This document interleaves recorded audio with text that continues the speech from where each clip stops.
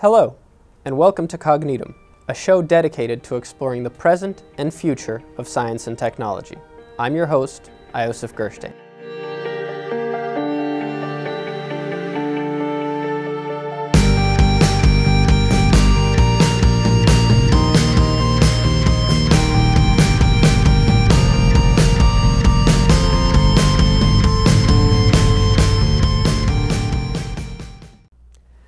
Joining us today is Dr. Maxim Frank-Kamenetskii, Professor of Biomedical Engineering at Boston University and author of Unraveling DNA, the Most Important Molecule. Maxim, welcome. So, please tell us about your work with DNA. Well, I studied DNA all my career, so there are many aspects, but I'm most interested in biophysical aspects of DNA, which forces, molecular forces, put DNA in this beautiful structure of Watson-Crick double helix. We also call it B form of DNA. We study in my group for many years different aspects of this issue, and we found very interesting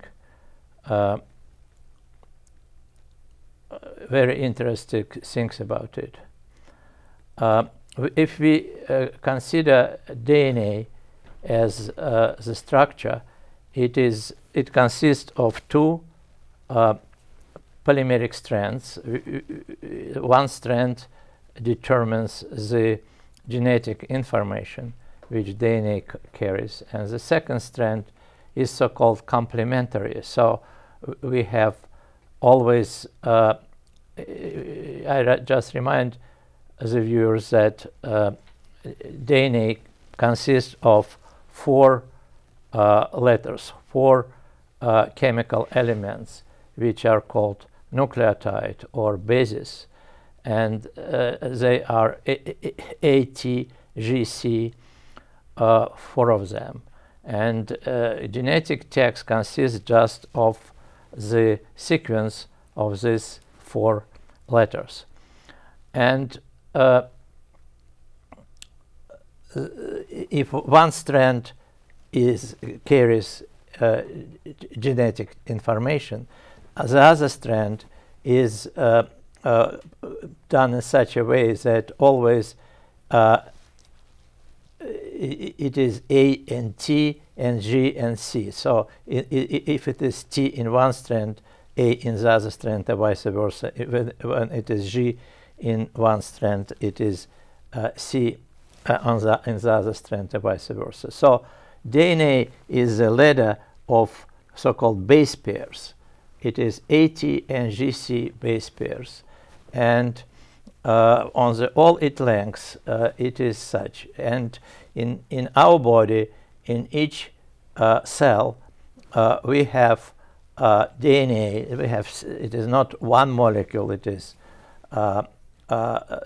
several dozen molecules, but if we take the full length of DNA in one cell of our body, it will consist of about 3 billion such base pairs.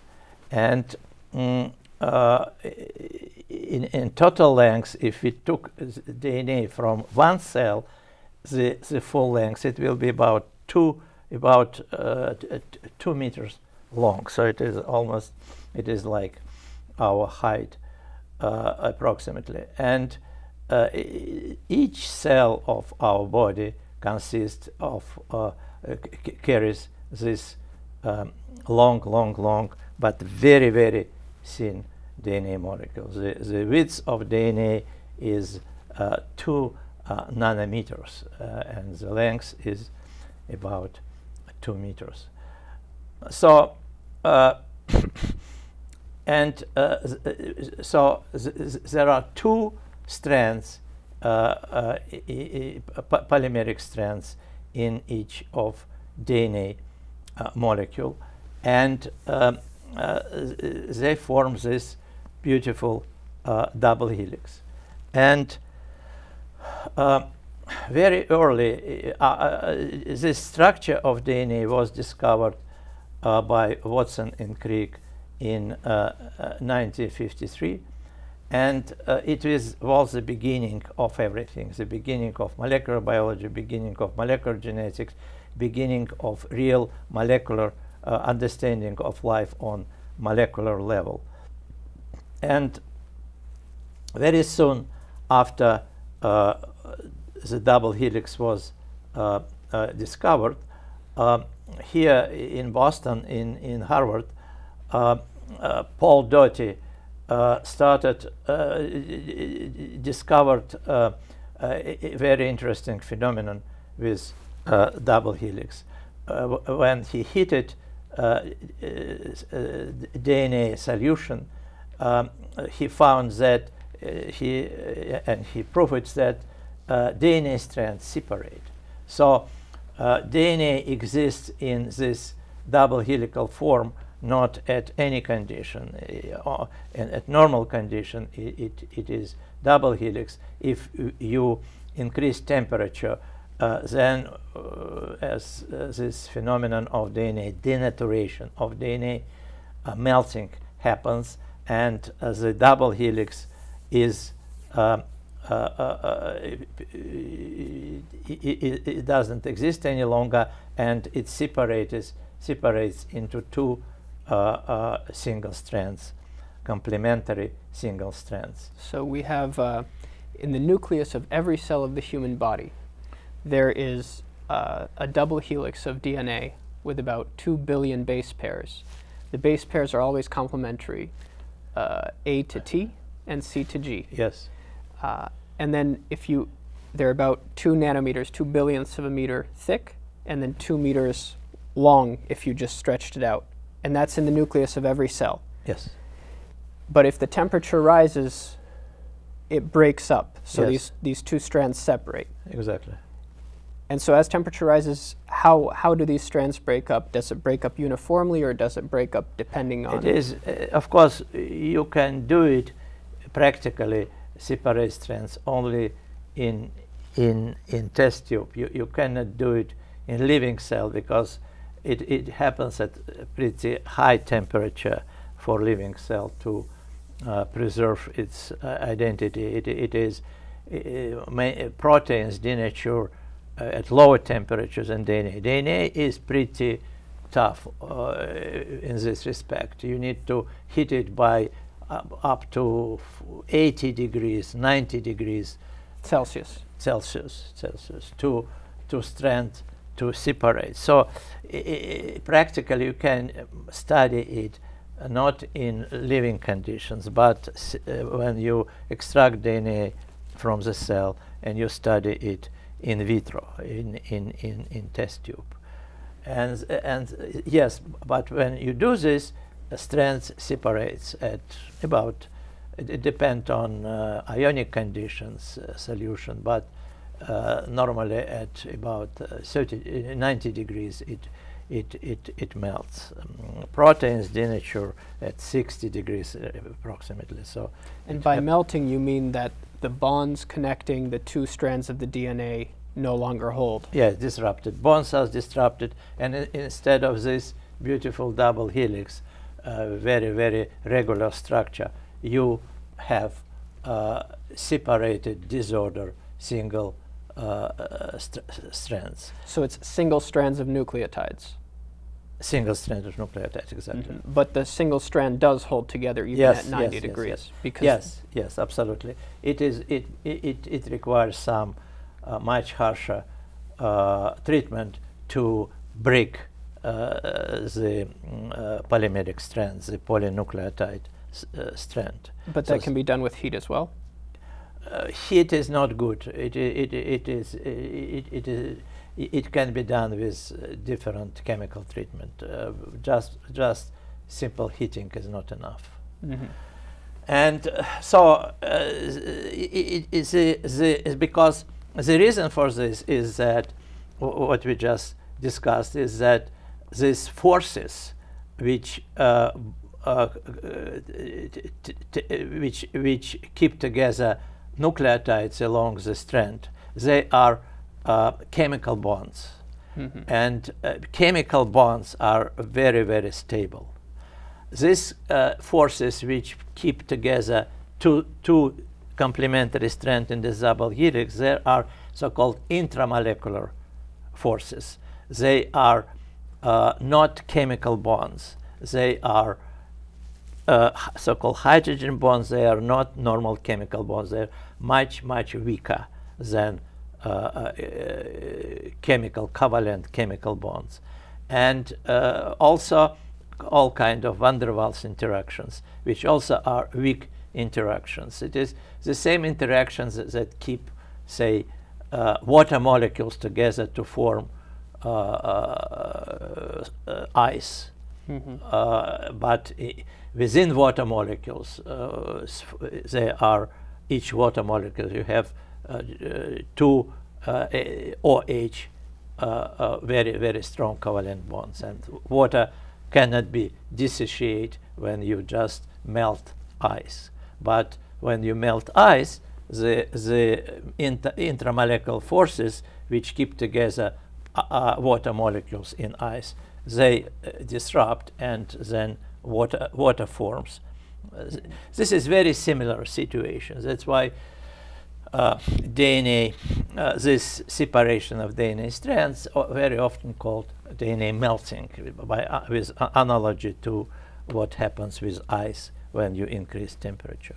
So just like ice, the strands themselves are equivalent to the H2O in the exactly. sense that they're bound by covalent bonds. Exactly. But the two strands together are being held by intramolecular bonds, which, just like going from ice to water, are much weaker and can be Absolutely affected true. by temperature. And also actually hydrogen bonds, which keeps water molecules together in ice. There are hydrogen bonds play a very, very important role. And also very, very important role hydrogen bonds play in keeping two complementary strands together. And when Paul Doty discovered this in mid-1950s, very, very soon after discovery of the double helix, he studied it, and he studied DNA extracted for different bacteria, and he found very interesting correlation, very strong and very, very solid correlation between temperature at which strands separate, which is called melting temperature of DNA molecule, and the percentage of GC pairs in DNA. So in bacteria, in different bacteria, DNA has different average GC content. The fraction of GC pairs versus fraction of AT pairs. And he proves that with increasing GC content, temperature, strictly linearly melting temperature increases. So we have a proportion of AT versus GC in any nucleotide strand. Yeah. Yes. And the higher the proportion of GC, the higher the temperature required for the strands to separate. Exactly. And the relationship is linear. Absolutely linear, yeah. Mm-hmm. And it was very immediately it was explained by the fact that in GC pairs we have 3 hydrogen bonds keeping GC pairs together. In AT pairs we have 2 hydrogen bonds keeping AT bases together. And it was concluded, simplest explanation was that generally accepted, entered in all textbooks, that because in GC pairs we have 3 hydrogen bonds and 2 hydrogen bonds, GC pairs are more stable, and therefore melting temperature increases linearly with increasing GC content. Are 3 hydrogen bonds 1.5 times as strong as 2 hydrogen bonds, or is the relationship not mathematical? It is not necessarily true, but approximately must be true. Approximately. Yeah. Mm-hmm. So this was the consensus which existed for many decades, and this is exactly what we actually challenge this explanation. And the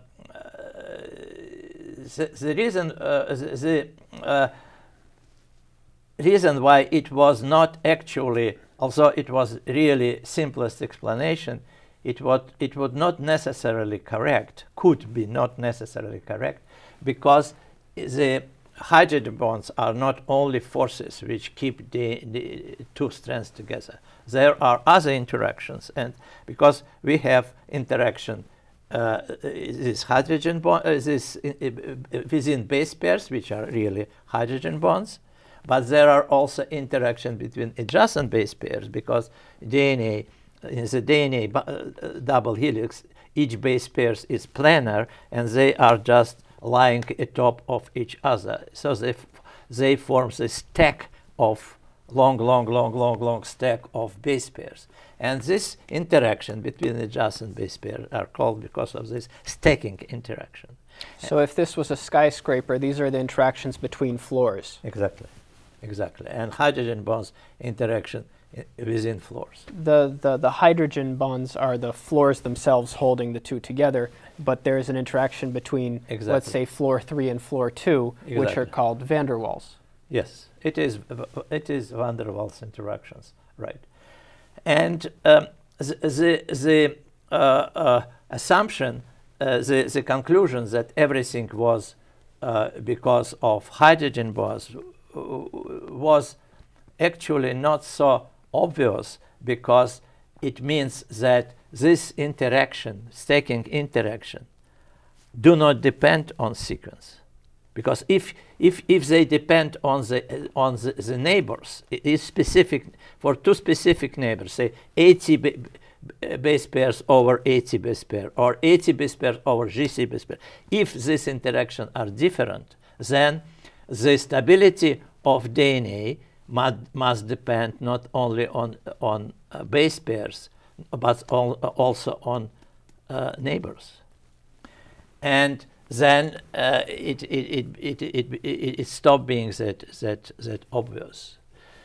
So actually, you have to assume that either these interactions are very weak, so they do not contribute significantly, stacking interaction, into stability, or they are the same, independent or particular neighbors.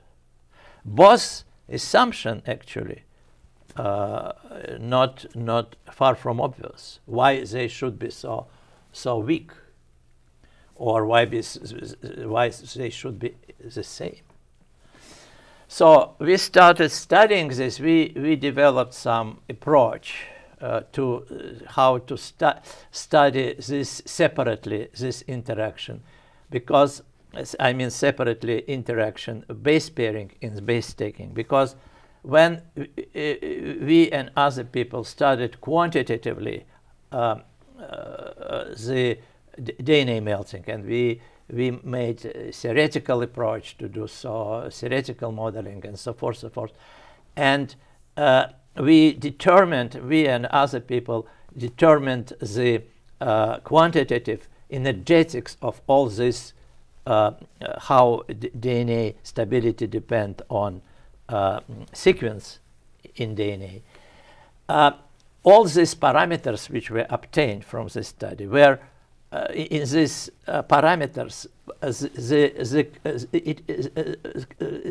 they include combination of both interaction, base pairing and base stacking.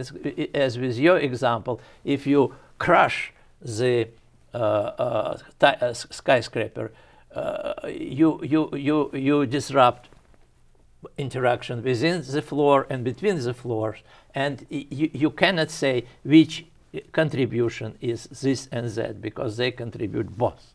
The same absolutely is true for DNA. The stability of double helix, when we study the DNA melting phenomena, then the these two interaction enters in combination. So we had to have approach which allows to separate. Yeah, and how did you disambiguate something that's so intimately linked? Yes. So this is what we made this approach, which is based on the fact that when we studied short pieces of DNA, artificial chemically synthesized pieces of DNA, which consist several dozen only base pairs, and we introduced into this one break, and then we found that when we introduce one break, then if this is a junction, then our DNA molecules experience equilibrium between stack state and unstack state, this kind of. And then studying the energy of this equilibrium, we could measure this interaction, stacking interaction, separately. So we found way to separately measure stacking interaction when hydrogen bonding interaction remains intact. And so we made this. It was very painstaking measurements. We did measurements for all possible combination of base pairs and neighbors, and we determined all these parameters, only stacking parameters. And in terms of figuring out the interaction between neighbors, you looked at 3 base pair interactions, so 1 above, 1 below, or did you do 2 above, 2 below? How many? No. We only adjacent. Only adjacent. One only above. Adjacent. So 2. Yeah. Only adjacent. We didn't. This is pretty decent approximation. And so we did this, and when we did this, we found at the end of this study very dramatic things, that actually when we measure this interaction, stacking interaction, and then subtract stacking from total energy, which was determined by DNA melting experiment and their interpretation. When we just subtracted our stacking interaction from total energy of melting, we found that there are nothing left for hydrogen bonding. So hydrogen bonding do not contribute. The situation was opposite to what we started from. So from linear dependence of melting temperature on GC content, it was concluded that probably stacking interaction does not contribute significantly into DNA stability. Now we arrive to absolutely opposite conclusion. Stacking interaction determines stability of double helix, and hydrogen bonding does not contribute into DNA stability, which is actually not that surprising, because hydrogen bond, we talked about hydrogen bonds in water. Water is very, very efficient hydrogen substance which form hydrogen bonds. So when we have hydrogen bonds within the DNA double helix, and when strands are separated, each base is now interacts with water molecule, and water molecules form hydrogen bonds with these groups which were in hydrogen bonding within double helix. These groups now start forming hydrogen bonds with water. So it is not that surprising that the balance may be very, very, very close to 0, because hydrogen bonds are formed both within double helix and when bases are looking into the water. So the most important force for the stability of the double helix is not the hydrogen bonds, it's actually the van der Waals interactions. Exactly. It is stacking interactions, van der Waals, yeah, right. So this is what a conclusion we arrived at. And recently it was essentially in we did it in around 2006, and people start studying this further, and recently a group from Germany they applied very sophisticated approach to study this stacking interaction. With single molecule experiments, when they just studied DNA molecules which were this way stacked to each other, and they disrupted it with so-called optical tweezers, with just nanometer tweezers, which was actually not real tweezers but optical tweezers. It's with light, with laser light, and they disrupted it, and they calculated, determined the stacking interaction also between different, and essentially they confirmed. Well, actually, unfortunately, their very sophisticated approach gives much less accurate data than our less sophisticated approach, but essentially they confirmed what we arrived at. That, and you can ask the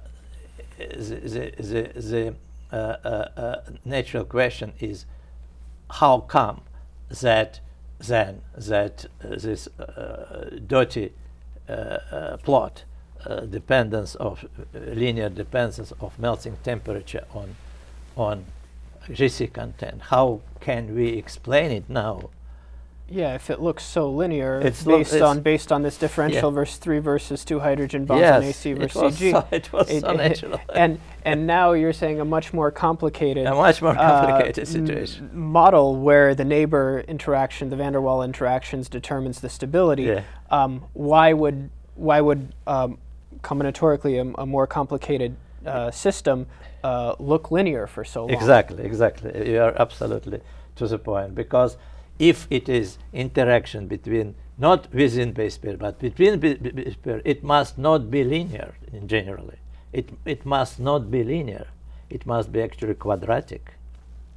Must be some parabola. But there is all what if you calculate this, if you take this parameters which we determined and substitute into equation for a random sequence of nucleotides, you assume that sequence of nucleotide is random, and then you calculate what is the dependence of melting temperature on GC content. And it will be it's easy, but it will be very a long formula, and if you substitute into this long formula parameters, you will find that the coefficient as in front of quadratic term of by GC content becomes 0. It is just accidentally. The parameters the parameters are such that this non-linearity is hidden because this parameter compensate each other, and they give a 0 coefficient, no, close to 0. And that allowed for our misinterpretation. Exactly. And it was for decades. Yes. So for decades, yeah, because the thinking of the science was a simple linear model. Yes. Where the truth was a quadratic model that had a coefficient that made it appear linear. Exactly. Wow, that's fascinating. Yeah, Thank you so much. It's very interesting. Thank you for joining us today. We hope you join us next time as we examine and elucidate the frontiers of science and technology with the thinkers creating our tomorrow. Until next time, farewell.